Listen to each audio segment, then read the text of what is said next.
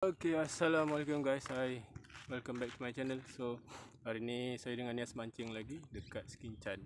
So hari ni kita guna rod teleskopik menggunakan umpan cengkerik guys. Let's go. Nak set up dulu, kalau ada set nanti saya update. Right, stay tune guys. Okay, ni cengkerik. Bismillah.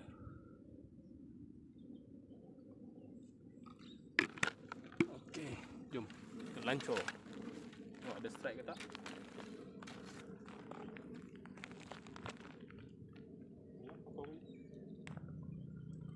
Okay guys, strike yang pertama. Alhamdulillah. Strike yang pertama guys, ikan puyuh. Right, strike yang pertama guys. Mantap. Ikan puyuh guys. Okay, kita letak umpan lagi.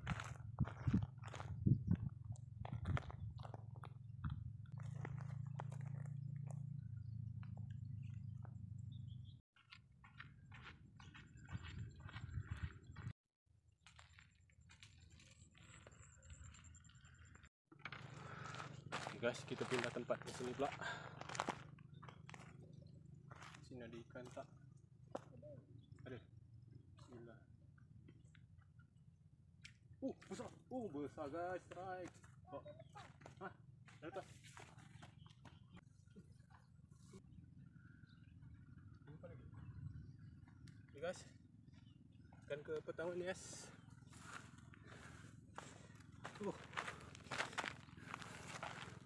Makan.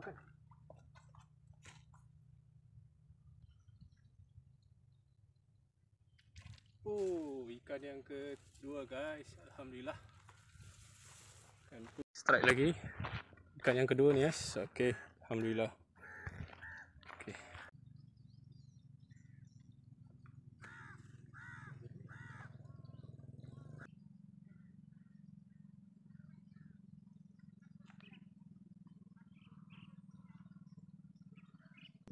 Okay guys, strike. Oh, alhamdulillah. Sini. Strike R1. Mantap, alhamdulillah.